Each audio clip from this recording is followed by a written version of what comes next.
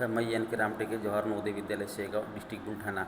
आज कक्षा 11वीं की एक कविता है घर की याद, जिनके कवि भवानी प्रसाद मिश्र है। इनको इस कविता को हम देख लेते आज। पहले सामान्य ये कविता के सामान्य उद्देश्य है, घनघोर वर्षा के समय कवि की मनोदशा का वर्णन करना है। जेल में घर की याद आना है, जेल में माँ की याद आना है, पिता के व्यवहार की जानकारी देना है।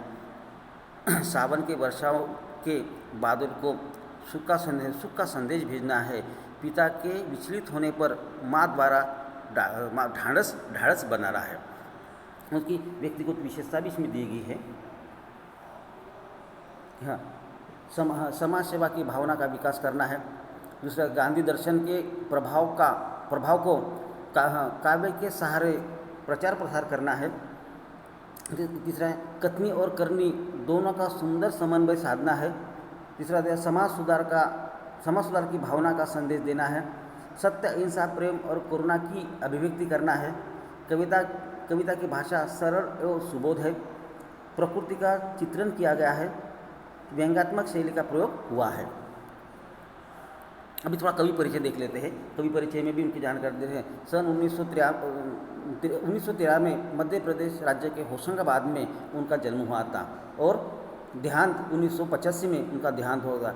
उनको जो पुरस्कार भी दिए गए हैं, जैसे मान लो दिल्ली सरकार का गालिब पुरस्कार है, मध्य प्रदेश सरकार का साहित्य अकादमी पुरस्कार है और भारत सरकार का पद्मश्री पुरस्कार से भी उन्हें सम्मानित किया है। 1942 से लेकर 1945 तक भारत छोड़ो आंदोलन में उनका योगदान दिया है और इन्हीं दिनों में उनको जेल की सजा भी हुई है। अभी इस कविता को थोड़ा देख लेते हैं। अभी मान लो विशेष तौर पर उन समय में महात्मा गांधी के विशेष तौर पर कवि को, भवानी प्रसाद कवि हमारे हैं, कवि को गांधीवादी विचारधारा से प्रेरित होने के कारण कई गांधीवाद का जो साहित्य हैं उनको भी उन्होंने अंकित किया गया है, उनका प्रचार प्रसार भी किया है। साथ साथ देश के आज़ादी के लिए भी अपना योगदान दिया, ताकि उस समय महात्मा गांधी ने ऐलान किया था हर घर से कोई ना कोई नौजवान अपने देश के आज़ादी के लिए सहयोग दे, मदद करे और कुर्बानी दे। और इन्हीं वजह से खुद कवि भी अपने देश की आज़ादी के लिए किस तरह से इस आंदोलन में कूद पड़े और उन्हें जेल की यातना भी सही। जब उनको जेल हुआ उस समय किस तरह से घर का चित्रण कवि अभी जेल में क्या करे, तो इन्होंने घर की याद आते हुए, घर की स्मृतियाँ हैं, घर की यादें हैं, उन्होंने अपनी कविता के माध्यम से यह अंकित करने की जरूर कोशिश की गई है। और जो जेल के दिनों में सावन का महीना था और सावन के महीने में जो घनघोर बारिश हो रही थी, उस बारिश को देखते हुए, तभी बारिश हो रही है तो सब लोग किस तरह से अपनी खिड़कियों से झरोके जेल की जो सलाई होती है, जेल के जो दरवाजे होते हैं, उस दरवाजे को बाहर देखते हुए किस तरीके से उनको उस पानी के द्वारा संदेश भेजने की कोशिश भी वह करना चाहता है। इसमें आज पानी गिर रहा है, बहुत पानी गिर रहा है, रात भर गिरता रहा है, प्राण मन गिरता रहा है। आज दिन भर पानी, रात भर पानी, लगातार बारिश हो रही है और प्राण मन में गिरना है, ऐसा लगना है कि प्राण गिरता जा रहा है। इतनी जोरदार मूसलाधार बारिश हो रही है, बहुत पानी गिर रहा है, घर नज़र में इतनी बारिश हो रही है कि कभी को लगता है कि ये घर मेरे आंसू में तैरता हुआ नजर आ रहा है। बाहर भी पानी है और इतना जोरदार पानी वर्षा देखकर कवि के आंखों से भी पानी आ जाते हैं, उसको वो रोने लगता है कवि, और घर नज़र में तिर रहा है। अभी नज़र में घर तिरने का तात्पर्य दिया है, उनकी आंखों में भी आंसू आने लगे हैं और आंसू के कारण उनका घर उनके नज़रों में तैरता हुआ नजर आने लगा है। अभी घर नज़र आने का तात्पर्य दिया गया है क्या घर के जो लोग हैं, भाई है, बहनें हैं, माता पिता है, वह किस तरह से उनको नज़र में दिखाई दे रही है। कभी तो जेल में है, लेकिन वो बाहर का पानी और अंदर का दुख, जो दुख के कारण आए हुए आंसू है, उस आंसू में घर के सदस्य हैं, माता पिता है, बहनें हैं, भाई है, वो किस तरह से तीर रहे हैं। इन्हीं वजह से वो अपने पंक्ति में यही कहता है, घर नज़र में तीर रहा है, घर की मुझ से दूर है जो, घर खुशी का पूर है जो। घर सही में जेल से मेरा घर बहुत दूर है, लेकिन घर क्या है, खुशी का पूर। घर खुशी का पूर है, ये खुशी की भरमार घर है।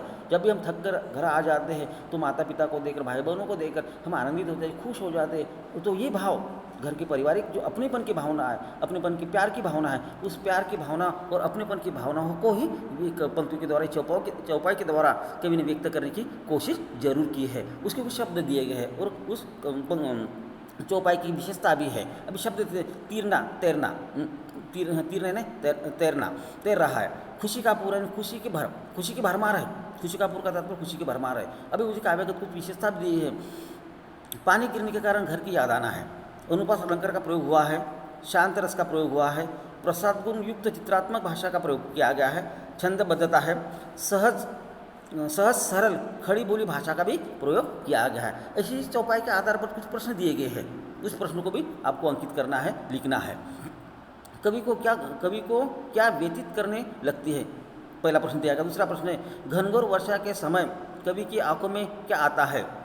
कवि के हृदय में स्वाभाविकता की सृष्टि कैसे होती है? चौथा प्रश्न है, पानी रात भर गिरने और प्राण मन घिरने से परस्पर क्या संबंध है? पांचवा प्रश्न है, कवि को रह कर क्या याद आता है? अभी दूसरा जो पद है, दूसरे पद को भी हम एक बार देख लेते हैं। घर में चार भाई, मायके से बहन आई, महित बहन आई बाप के घर, हाय रे परिताप के घर। अभी मान लो घर में चार भाई है और मायके में बहन भी आ गई भी। मायके में शादी करके बहन ससुराल चली गई थी, लेकिन जैसे ही बहनों को मालूम हो गया जब उनका भाई भवानी है वह जेल में चला गया है और माता पिता दुखी होंगे, भाई दुखी होंगे, ताकि ये घर का समझदार है, भवानी घर का समझदार है, घर को चलाने वाला है और जिम्मेदार घर का व्यक्ति था। और जिम्मेदार व्यक्ति होने के कारण अभी पिताजी भी बूढ़े हो चुके हैं और माताजी भी बुढ़िया हो चुके हैं, और उस समय घर को संभालने वाला एक अच्छा होनहार लड़का पुत्र जेल में चला गया है। इन्हीं कारण बहने को भी लगा कि माता पिताजी दुखी होंगे और इन्हीं वजह से मायके में बहन आई हुई है, ससुराल से मायके में बहन आई है। बहन आए बाप के घर, हारे परिताप का दुख का घर।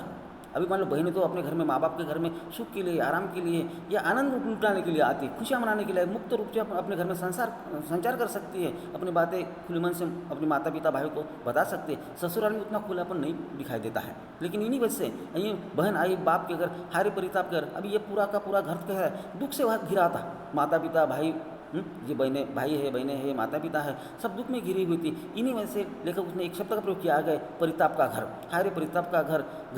घर में सब जुड़े हैं, सबकी कितने कब जुड़े हैं, चार भाई चार बहनें, भूजा भाई प्यार बहनें। अभी सबके एक साथ कब जुड़े हैं? कभी ये चाहते हैं कि चार भाई है, जुड़े हैं, सब एक ही घर में, सब कैसे जुड़ गए, जमा हो गए, जुड़ना है, एकत्र आ जाना है। सबकी कितने कब जितने जुड़े होंगे।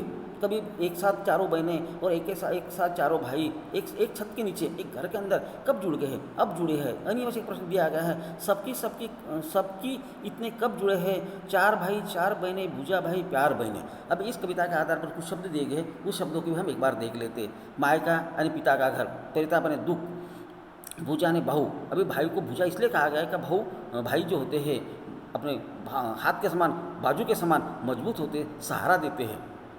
उसकी पहली विशेषता है कवि के हृदय में उमड़ते मनोभाव का सजीव चित्रण करना। दूसरा शांत रस का परिपाक है। तीसरा है प्रसाद गुण से युक्त चित्रात्मक भाषा शैली का प्रयोग किया गया। छंदबद्धता है, यानी चौपाई छंद का प्रयोग किया गया, इसी वजह कहा गया छंदबद्धता है। सहज सरल खड़ी बोली भाषा का भी प्रयोग किया गया। इसी चौपाई के आधार पर कुछ प्रश्न भी दिए गए हैं, जो प्रश्नों का आपको हल करना है। उपयुक्त पद्यांश पर आधारित प्रश्न के उत्तर लिखिए। पहला प्रश्न दिया गया, किसे याद करके कवि का हृदय व्याकुल हो जाता है? दूसरा प्रश्न है, कवि वर्षा भरे वातावरण में क्या सोचता है? तीसरा प्रश्न, कवि के लिए क्या दुखों का घर बन गया होगा? चौथा प्रश्न, कवि के अनुसार कौन से अवसर बहुत कम आते हैं?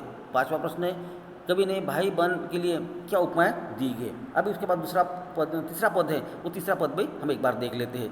माँ बिन पड़ी मेरी, दुख में वह गड़ी मेरी, माँ की जिसके गोद में सिर रख दिया तो दुख नहीं फिर। अभी मान लो चौपाई है, पहली चौपाई देगी। माँ से कवि की जो माँ है अनपढ़ है, निरक्षर है, अज्ञानी है, फिर भी किस तरह से मुझे घर में न पाकर किस तरह से दुख से गड़ गई, पूरे दुख से घिर गई है, दुख में डूब गई है।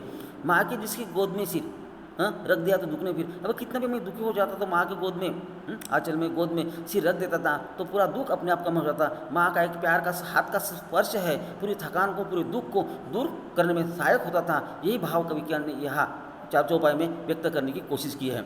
माँ की जिसकी स्नेह धारा